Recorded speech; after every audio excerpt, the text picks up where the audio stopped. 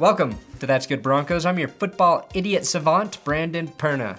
We're a week away from Christmas, and both the Broncos and the Bengals are in the playoff hunt. Now, it would take a true Christmas miracle for both the Bengals and Broncos to win their respective divisions, and since one of these teams will lose Sunday, we'd need a Christmas and Hanukkah power miracle to pull that off. I think the one thing we Broncos and Bengals fans have in common is that as soon as we get very excited about our team this year, they lay an egg. Easter miracle. So today, we will determine whether the horse kicks us in the face or the tiger claws us apart. Bengals, Broncos preview today. Let's do it.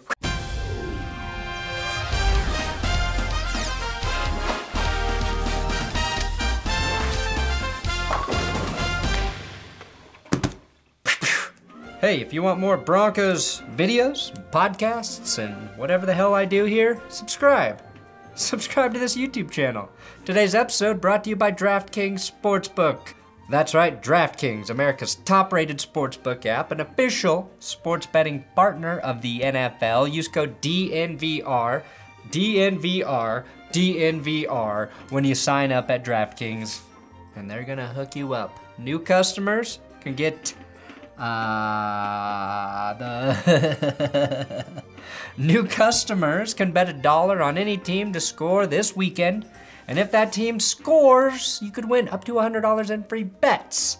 Plus, DraftKings got same-game parlays. It's safe, secure, reliable, so you can deposit and withdraw your funds at your convenience. Just remember, when you sign up at DraftKings, use our code DNVR. How can the Broncos beat the Cincinnati Bengals? Well, it's mid-December and the Broncos are playing meaningful football games. I repeat, the Broncos have a winning record and are in the thick of a playoff race with just 4 weeks to go in the season. Obviously, parts of the season have been disappointing, but after the last 5 years, just being in it feels magnificent. I like it a lot. Same thing future Broncos quarterback Russ Wilson said after being a born-again virgin and then consummating his marriage. Just being in it feels magnificent. What's more is the Broncos have a chance to vanquish another AFC team grappling for one of those 3 wildcard spots. The 7-6 Cincinnati Bengals are coming into Denver as a 1.5-point underdog. Cincy very nearly pulled off a win against the 49ers, but forgot how to cover George Kittle and ended up taking the L in overtime after Brandon Ayuk tight-roped the sideline into the end zone. So what's the key for the Broncos to hand the Bengals their 7th loss and gain some much-needed traction in a crowded division? Well, it starts with the Broncos slowing down the Bengals offense, which is 7th in points, and more specifically, their 5th-ranked passing game. I think the Broncos have an ace up their sleeve, with Patrick Surtain putting the clamps on fellow rookie Jamar Chase. Pat Surtain played against Chase and Joe Burrow when LSU beat Alabama back in 2019. In that game, Chase was mostly matched up with now Cowboys corner Trayvon Diggs, but he also got snaps against PS2. I think that experience is going to come in handy for Surtain, who seems to pick up information quickly and get better every single game. Right now, Surtain is allowing less than 50% completions and a passer rating of just 55.1. The Broncos should also see the return of Bryce Callahan, who was Denver's best corner in the first half of the season until Surtain took that mantle and Callahan got hurt. Denver's also gotten much better play out of Kyle Fuller and Ronald Darby lately, who seem like they've really gotten comfortable in the Broncos defense.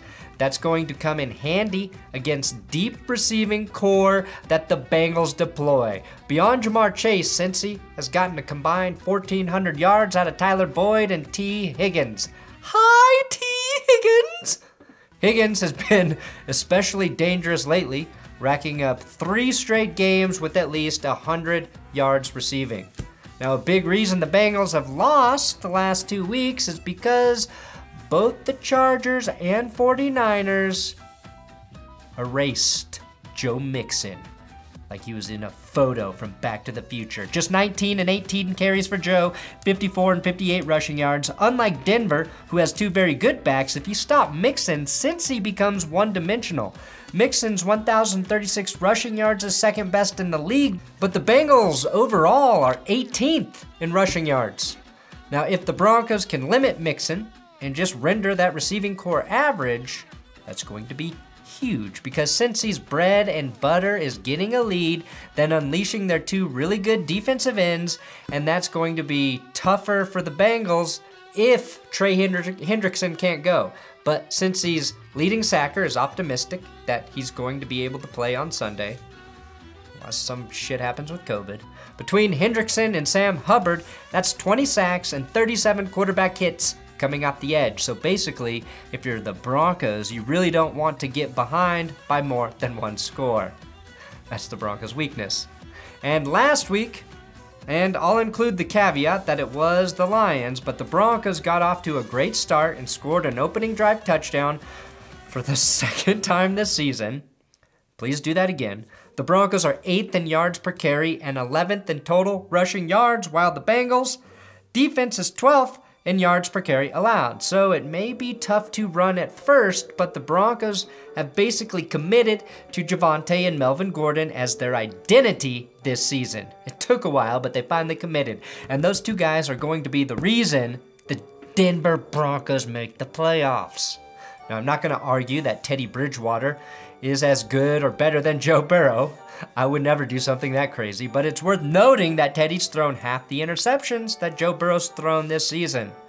Although I still don't think this Jamar Chase giveaway from the Chargers game should count, and Chase does lead the NFL in dropped passes. Jerry Jeudy and CeeDee Lamb were up there last season in dropped passes, if you recall, so a great tradition for the SEC receivers to continue. If Denver can play with the same formula that they used against the Lions and the Chargers, with maybe a few more successful passes early, I think that's enough to get it done against the Bengals.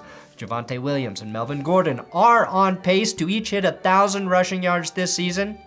They could become just the 8th duo in NFL history to ever do it. The last duo was D'Angelo Williams and Jonathan Stewart for Carolina back in 2009, and my favorite duo to do it was Mike Vick and Warrick Dunn for the Falcons in 2006. Now, I mentioned Joe Mixon a minute ago. I did. In 2 games against Denver, Mixon has averaged 65 yards on 16 carries. If that happens again, I think the Broncos come out on top. And do not, please do not tell this to the Bengals, but like Denver, when Mixon gets close to 30 carries, the Bengals win games. One thing the Bengals don't do well is pass protect. And when Mixon runs well early, it helps their dicey O-line. Guess which QB has taken the most sacks in 2021? Jimmy Garoppolo. I'm kidding, it's Joe Burrow with 41 sacks. Ultimately, the game plan comes down to this: pound the hell out of the Bengals defense with Melvin and Javonte, mix in a couple play action passes. Obviously, based on last week's results, the Bengals have some difficulty covering tight ends, so I'm looking for a lot of the passing game to go through Noah Fant and Albert O, who both had solid games last week. Now, Pat Shurmur may not be a great OC, but I don't believe he's an idiot. At least he's not if he can recognize that although there's a ton of money tied up in the Broncos receivers, the Broncos are going to win on the ground if they win at all the rest of the season. The last 3 wins for Denver, they've rushed for 190, 147, and 184. Strangely enough, the Broncos have a winning record when they throw 4 fewer than 200 yards, 3-2. So at this point, it's time to abandon any hope that this offense is suddenly going to turn into the greatest show on turf. Shout out to the upcoming Kurt Warner movie. Shout out. I know it's more exciting, but it's just not necessary for the Broncos to throw the ball all over the yard to win games. It is necessary to not turn it over. When Teddy plays a full game and throws 0 picks, unsurprisingly, the Broncos are 7-1 this season. It's that simple. Keep the ball on the ground and keep the throws out of harm's way, and I promise good things will happen. That's why Teddy is the quarterback. and not horsecock-lock. And so the Broncos need to get the lead early, turn Cincinnati one-dimensional, and rely on your strong secondary to match up with a strong group of wideouts and hopefully win that battle. Maybe even get a couple turnovers, a couple picks, get some pressure against a shaky Bengals O-line and force Burrow into a mistake or two, which he's proven is part of his game this season. Final score prediction. You want it? Well, this is the biggest game the Broncos have played in 5 years, and I'm trying not to act too excited about it. And it's easy to be cynical around here given the magnitude of this matchup. But if you're cynical about the Broncos' chances, that means you're optimistic about the Bengals, which is more of a fool's errand, historically speaking. Neither of these teams have made the playoffs since 2015. Obviously, the Broncos did a little more than make the playoffs that year, and I think that changes this year, and it starts with this game. The Denver Broncos win at home, beating the Bengals by a score of 24-20. It's going to be close. Joe Burrow has the ball with under a minute to go, but Shelby Harris deflects a 4th down pass to seal the victory. No way Dan Sorensen can pick 6 us this week. Thanks for watching That's Good Broncos. Please subscribe here on YouTube. I'm on Twitter, Instagram, at Brandon Perna. And Will and I will be live after the game with our Denver Broncos post-game recap right here on this channel.